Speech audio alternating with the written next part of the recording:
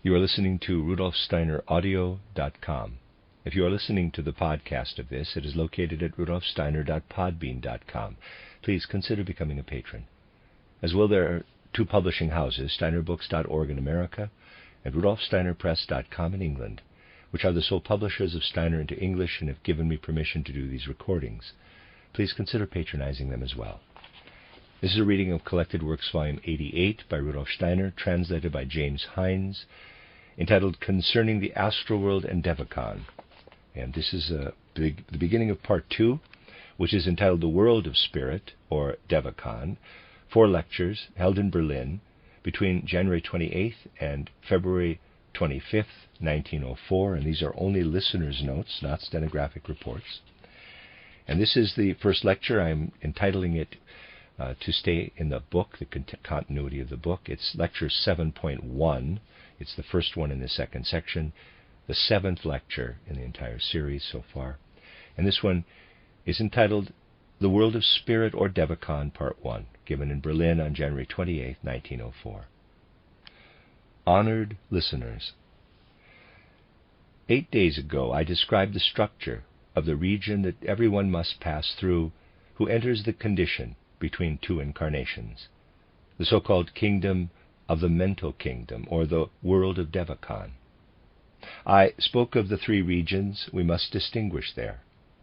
I also remarked that the words that we have at our disposal in ordinary language are insufficient to describe the perceptions in the mental kingdom. As a result, we must often use symbols, or we are in a position to offer only an indication of what is to be perceived by a person when passing through this country during the time between 2 incarnations. Those who, as initiates, know about this country describe it in words that are more an indication than strictly corresponding to reality. For this reason, you should take the descriptions that I gave last time more as indications. What those experience whose sense for the world of Devachan has been opened is almost inexpressible. I presented 3 regions of Devachan and commented that these 3 correspond to the 3 regions on our earth: the solid mountainous, that is the continental region of Devachan; the fluid region, that is the ocean region of Devachan; and the region of the sea of air. As I said last time, Goethe was one of the German poets who knew something of this land. Goethe had his Mephistopheles describe this country more outwardly, and already with this description you can see that Goethe knew how difficult it is to speak of this land. He described it by having Mephistopheles draw Faust's attention to what he would find there. Mephistopheles said the following, quote, "And if to ocean's end swimming your path should lead, to look upon enormity of space, still would you see that waves to waves succeed.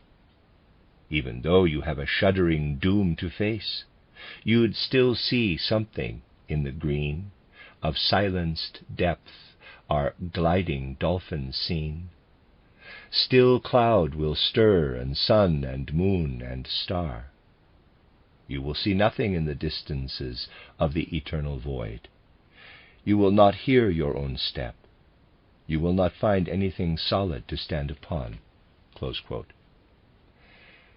Those who read this with understanding will be able to see this as an approximate description of this kingdom. In another passage, Mephistopheles says to Faust, quote, "Here, take this key. The key will scent the true path from all others. Follow it down. It will guide you to the mothers." Close quote. The kingdom of the mothers was also spoken of at the time of Plutarch. For Goethe, this is the kingdom of what has not yet come into being. For this reason, he has Mephisto say to Faust, quote, "Descend then to the depths. I could just as well say ascend to the heights. Flee from what has taken on form in existence, into the kingdom unfettered by forms. Rejoice in things that long have ceased from being. Close quote. That is a description given by a European. Now I will also give you the description from a Hindu sage. It is colored in an Eastern way, although expressing the same contents. It says, quote, "There are many thousands of world systems. This world has a kingdom of blessedness as its foundation. The kingdoms are bound by 7 rows of fences. They are ruled by the Tathagata and belong to the Bodhisattvas." Close quote. Water flows through these kingdoms, and they have 7 characteristics. I have described 3 kingdoms of Devachan that correspond to our solid land, our oceans, and the sea of air. I have said that the land of Devachan appears different from our land, and I have said that we find forms there that we also see here. However, they are engraved like the imprint of a seal. This continental landmass forms the basic foundation of Devachan. A lively mass of ocean is in movement within this landmass. It permeates all being with a rose color and forms the life source of all forms, all shapes that are to come into existence, such as plants, animals, and human beings. In Devachan, the atmosphere has a very special character. We see our physical atmosphere as blue. The atmosphere in Devachan is a radiant reddish color.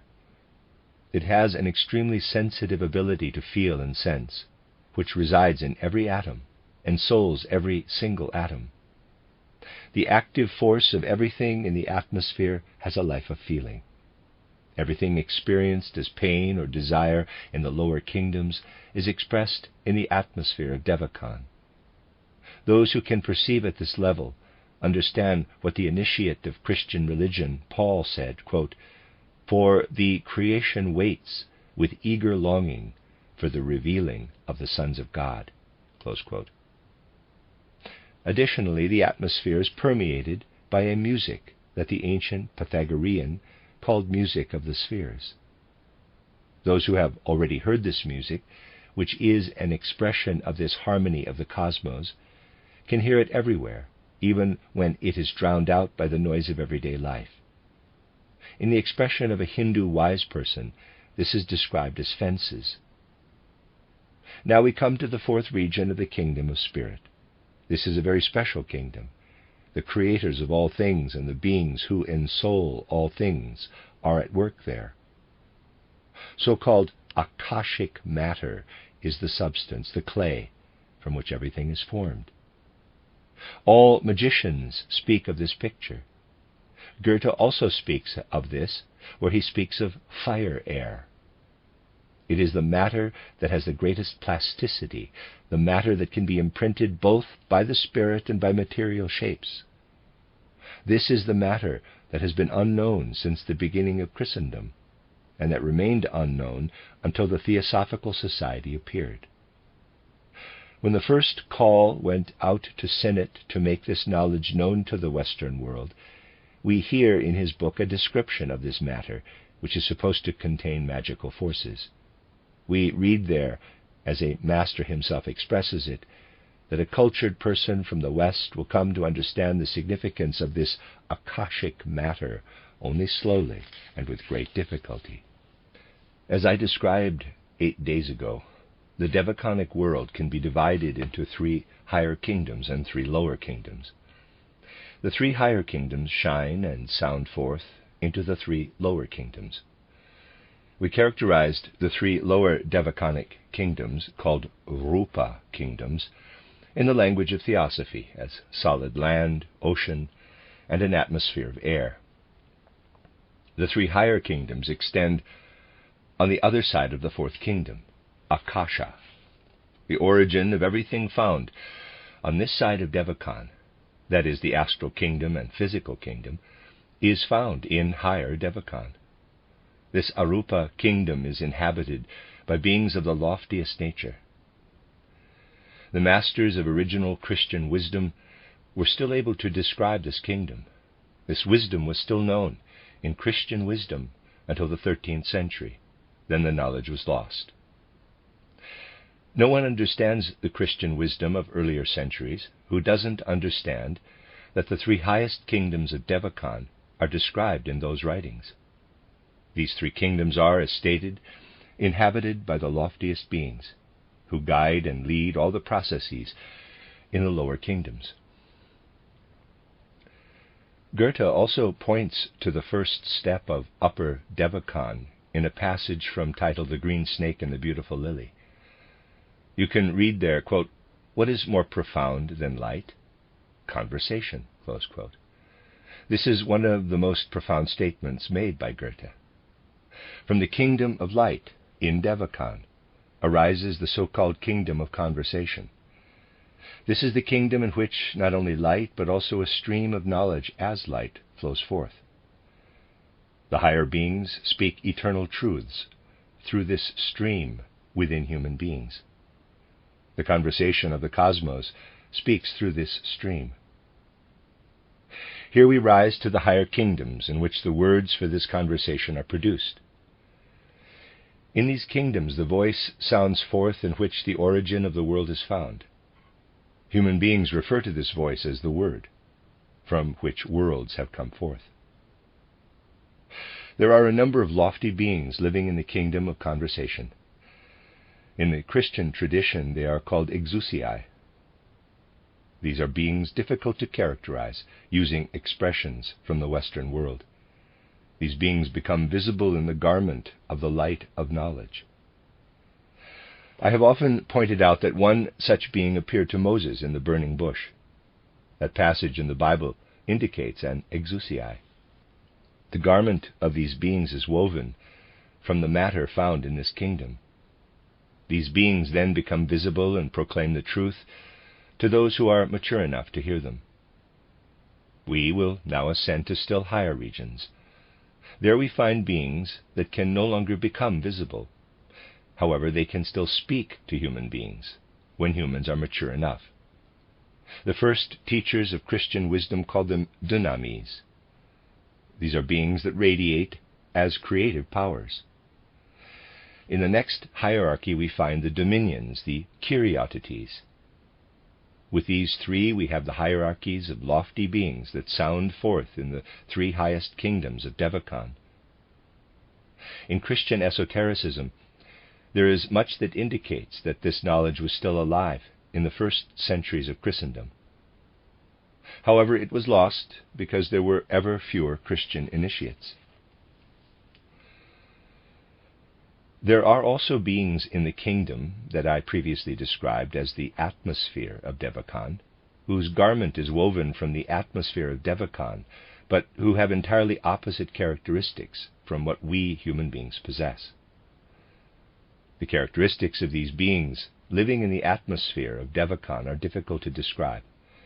We human beings ascribe sensations and feelings to ourselves.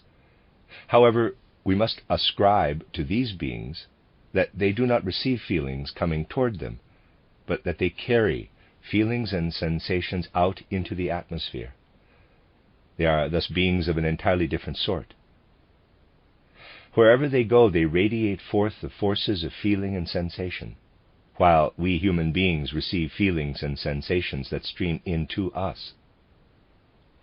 Only in this way can I characterize these beings. In Christian esotericism, this was expressed by calling these beings archangeloi. Today this expression is no longer understood. It is not permitted for this expression to be used for physical powers. That would be superstition. It must be used for devachanic beings that carry the message of sensation and feeling through the atmosphere of Devachan and spread pure feeling and sensation everywhere. The ocean of Devachan is comparable to a rosy-colored stream that is poured over everything. It is enlivened by a series of beings that are characterized as messengers, as angeloi. These do not carry sensation and feeling. They carry life through the kingdom of Devachan. They are bearers of life. And the solid kingdom, the kingdom of continents of Devachan, is enlivened and ensouled by beings that in Christian esotericism are called archai. The lower kingdom of Devachan, the solid kingdom, the continental kingdom, is enlivened by these archai. They are the ones who breathe life into everything.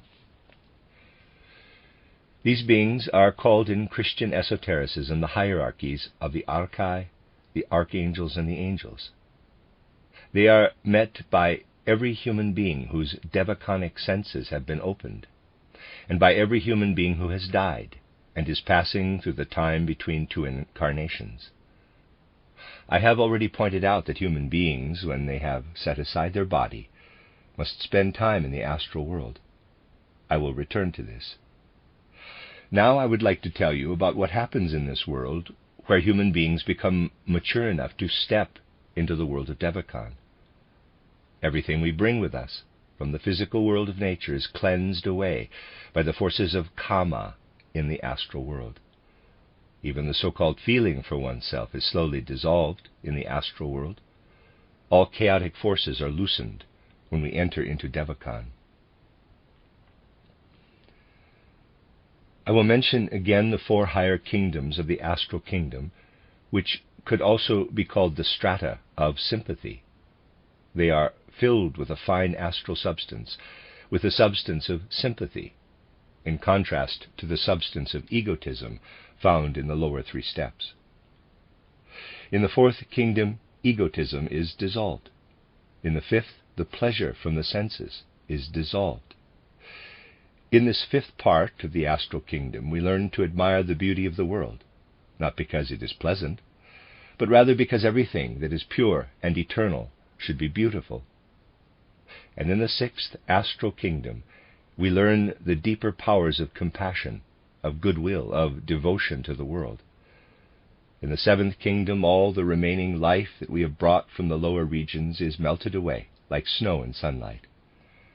And then we will have to pass through the 4 lower steps of Devachan, which I described previously. Life on these 4 steps has an enormous significance. I have said that the archetypal powers, the archai, are to be found in this 1st kingdom of Devachan. We come into contact with them here. Here we find disembodied souls gathering new forces for their later life.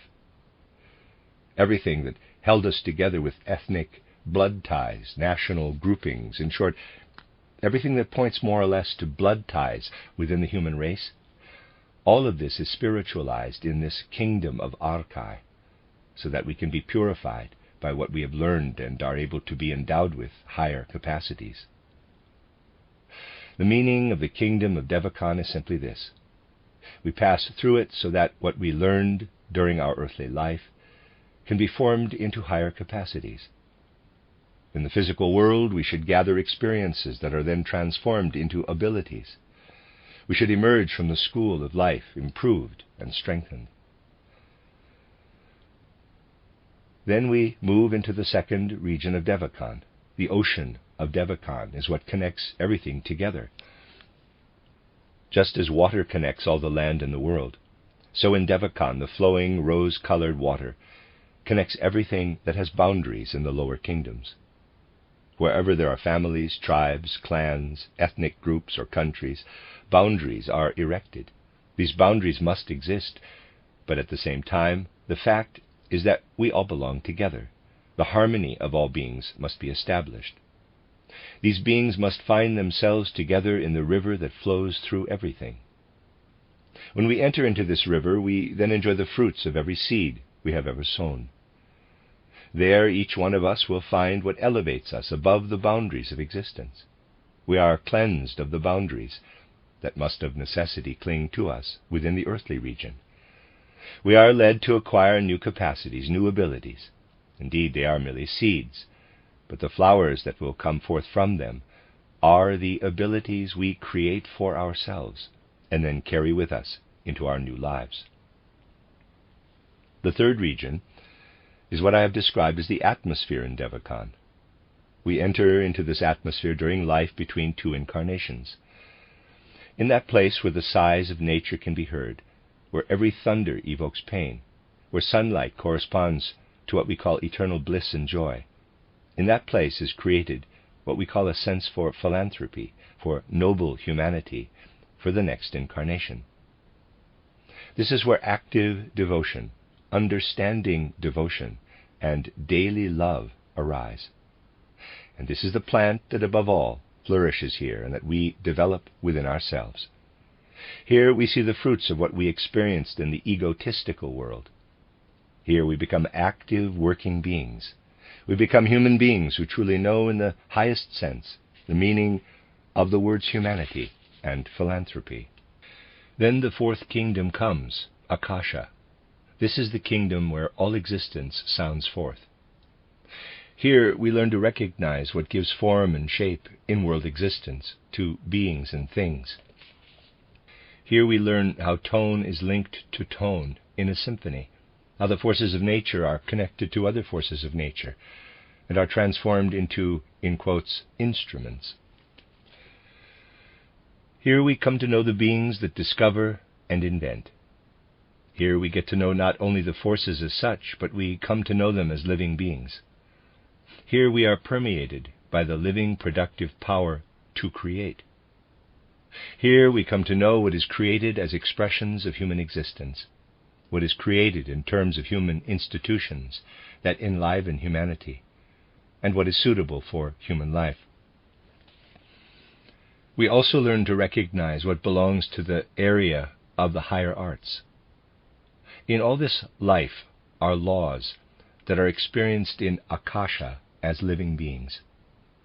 When we immerse ourselves in the light of this experience, we are immersing ourselves in the fourth kingdom of Devachan, in the ways in which weaving takes place, quote, on the rushing loom of time, close quote. That is what we learn there.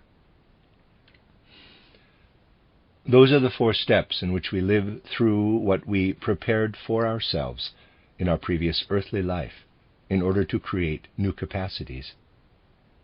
When we have passed through this fourth kingdom, a very important moment has come. We are placed into the other side of our world system, into the actual kingdom of the Spirit, into the kingdom where impressions are formed, quote, from the other side, close quote. We can spend only a short time there. Only those who have already attained a higher stage of evolution can stay there longer.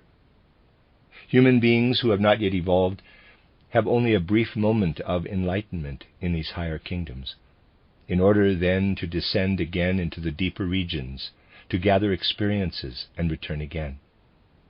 Then they spend longer and longer periods there.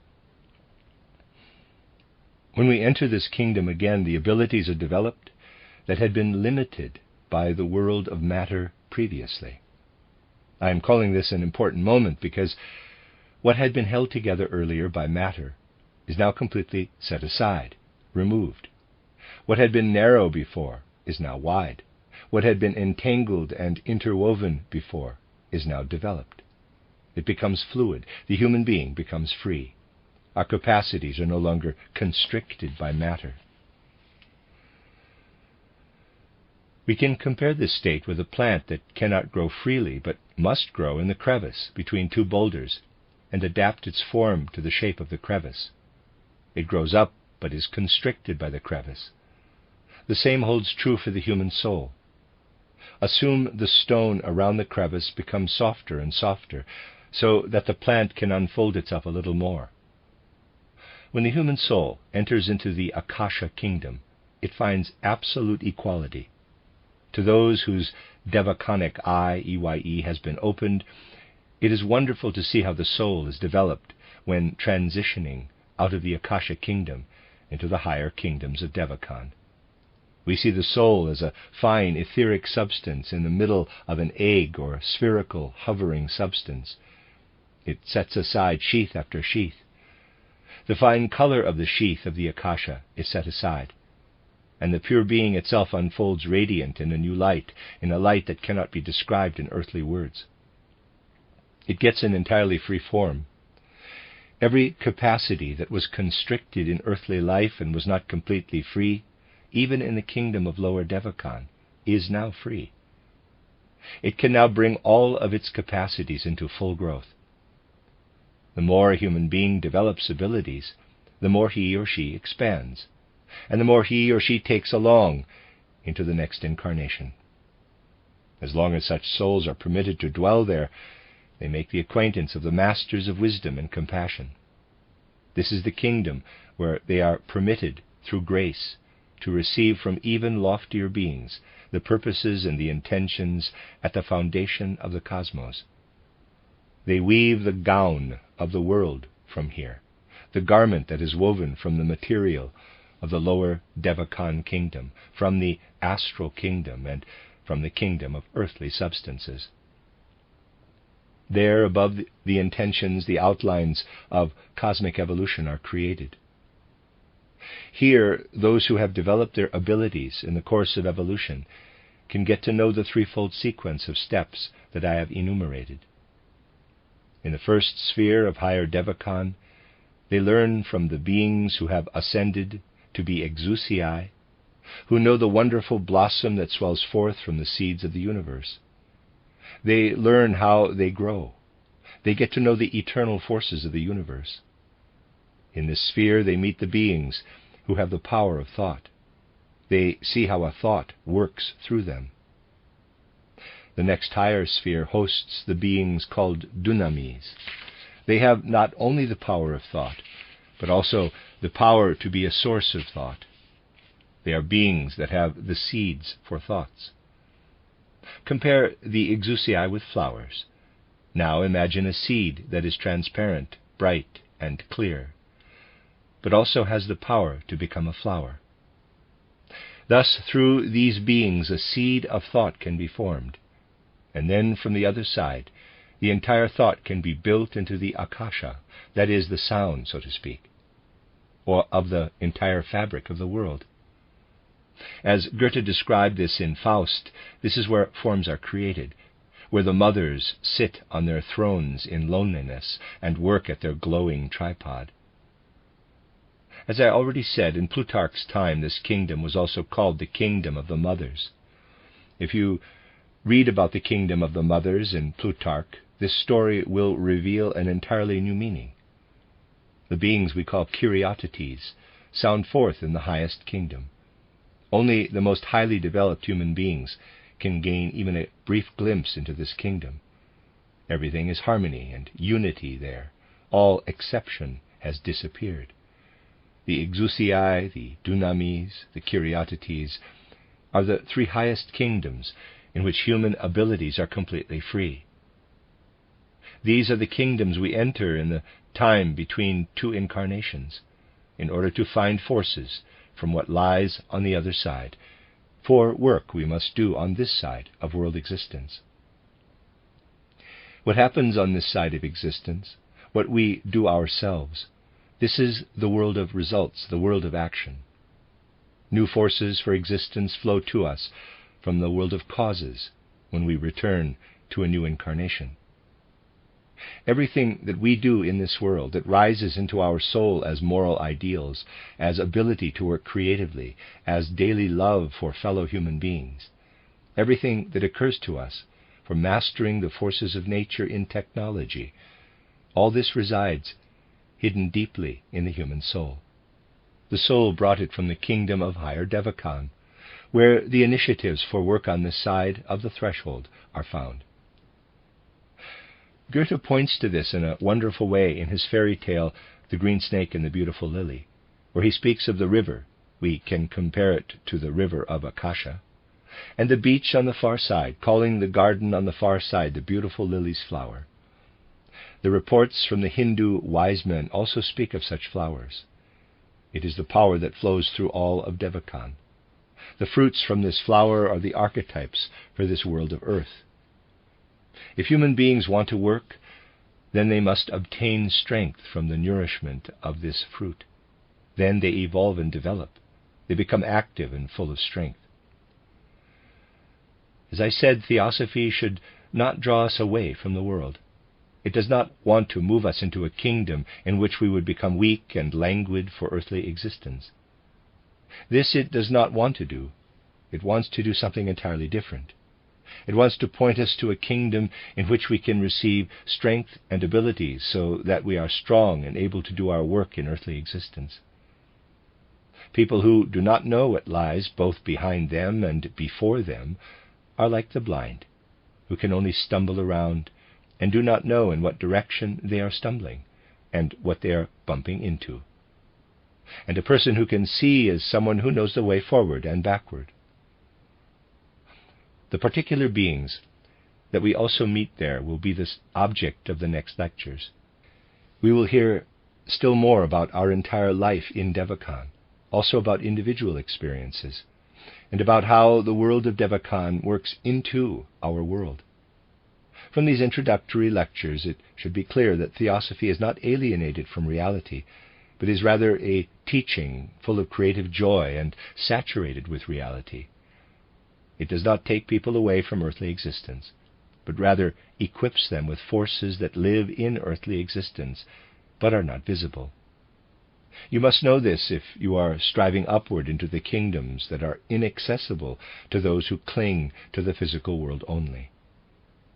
To all those people who are enemies of the spiritual kingdoms, all those who say that there is nothing on the other side of the world of the senses, to those we wish to respond with the words of Goethe, quote, "Well, let us always move forward. We'll plumb and search the depths, for in your nothing I hope to find the all." Close quote. The end of lecture 7.1.